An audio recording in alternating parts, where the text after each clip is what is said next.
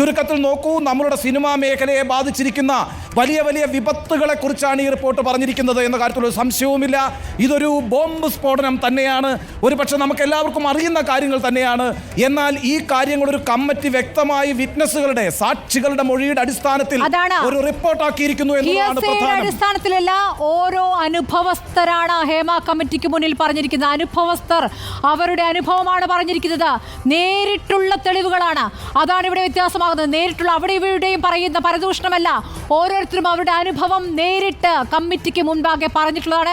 ഏറ്റവും പ്രധാനം, ക്രിമിനൽ സംഘങ്ങൾ, ഒരു കൂട്ടം ക്രിമിനൽ സംഘങ്ങൾ, ക്രിമിനൽ ബാക്ക്ഗ്രൗണ്ട് ഉള്ള വ്യക്തികൾ സിനിമാ മേഖല കീഴടക്കിയിരിക്കുന്നു. WCC അംഗമാണ് എന്ന ഒറ്റ കാരണത്തിൽ സിനിമ നിഷേധിക്കുന്നു. അമ്മ എന്ന സംഘടന, മലയാള സിനിമാ താരങ്ങളുടെ അമ്മ എന്ന സംഘടന സ്ത്രീവിരുദ്ധമായ നടപടികൾ ചെയ്യുന്നു എന്ന് മാത്രമല്ല, ഈ സഹകരണം വിത്തിൻ കോട്ട്സ് സഹകരണത്തിന് തയ്യാറാകാത്തവരെ അതിന് നിർബന്ധിക്കുന്നു എന്നുള്ള വളരെ ഗുരുതരമായ പരാമർശം ഈ റിപ്പോർട്ടിലുണ്ട് എന്നുള്ളതാണ്.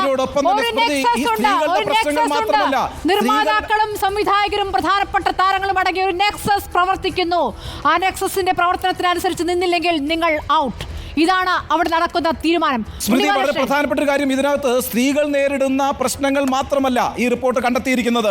ഒരു പ്രധാനപ്പെട്ട നടൻ, അദ്ദേഹത്തിനെതിരായി സംസാരിച്ച വളരെ നല്ല കഴിവുള്ള മറ്റൊരു നടനെ ഈ ഇൻഡസ്ട്രിയിൽ നിന്ന് പുറത്താക്കി എന്നുള്ളതും ഈ റിപ്പോർട്ടിൽ പറയുന്നു. ആ അർത്ഥത്തിൽ ഈ പറയുന്ന താരരാജാക്കന്മാരുടെ താല്പര്യങ്ങൾക്കനുസരിച്ച് പ്രവർത്തിക്കാത്തതോ നിൽക്കാത്തതോ അവർ കയറാൻ മൂളാൻ തയ്യാറാകാത്തവരോ ആയ ആരെയും പുറത്താക്കാൻ കഴിയുന്ന വിധത്തിൽ താരാധിപത്യം സിനിമാ മേഖലയെ അടക്കി ഭരിക്കുന്നു എന്നൊരു കാര്യം കൂടി ഈ റിപ്പോർട്ടിൽ പറയുന്നു. അത് മാത്രവുമല്ല, മേക്കപ്പ് ആർട്ടിസ്റ്റുകൾ, ഹെയർ സ്റ്റൈലിസ്റ്റുകൾ, ഇവരൊക്കെ ഭൂരിഭാഗവും സ്ത്രീകളാണ് കേട്ടോ, അവരുമൊക്കെ ഹരാസ്മെന്റിന് വിധേയരാകുന്നു എന്ന കണ്ടെത്തലും ഈ റിപ്പോർട്ടിലുണ്ട്. അതായത് നടിമാരായി വരുന്നവർ മാത്രമല്ല, ഹെയർ സ്റ്റൈലിസ്റ്റുകളായി വരുന്ന സ്ത്രീകൾ, മേക്കപ്പ് ചെയ്യാൻ വരുന്ന സ്ത്രീകൾ, ഈ പറയുന്ന തുണിയൊക്കെ തുന്നാൻ വരുന്ന സ്ത്രീകൾ, ആ വിഭാഗത്തിൽപ്പെട്ട ആളുകൾക്കും പലതരത്തിലുള്ള ഹരാസ്മെന്റ് ഈ ഇൻഡസ്ട്രിയിൽ നിന്നുണ്ടാകുന്നുണ്ട്.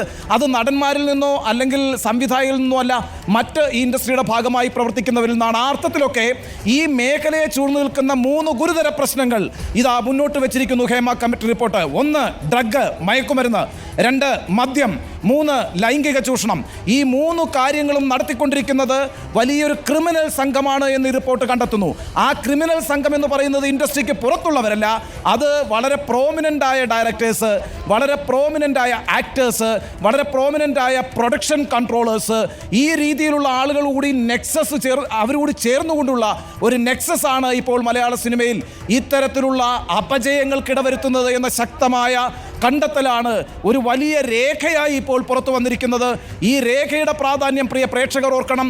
100 കണക്കിന് ആളുകളെ കണ്ട് അവരെയെല്ലാം സാക്ഷികളാക്കി, ആ സാക്ഷികളുടെ മൊഴി നേരിട്ടെടുത്ത് ഈ മേഖലയിൽ പ്രവർത്തിച്ചുകൊണ്ടിരിക്കുന്ന, സംസാരിക്കാൻ, തുറന്നു പറയാൻ സന്നദ്ധരായി മുന്നോട്ട് വന്നിട്ടുള്ള സ്ത്രീകളടക്കമുള്ള സിനിമാ പ്രവർത്തകരുടെ ആയിരക്കണക്കിന് മൊഴി രേഖപ്പെടുത്തിക്കൊണ്ട് സർക്കാർ തീരുമാനിച്ചൊരു കമ്മിറ്റിയാണ് ഇപ്പോൾ ഈ റിപ്പോർട്ട് പുറത്തുവിട്ടിരിക്കുന്നത്.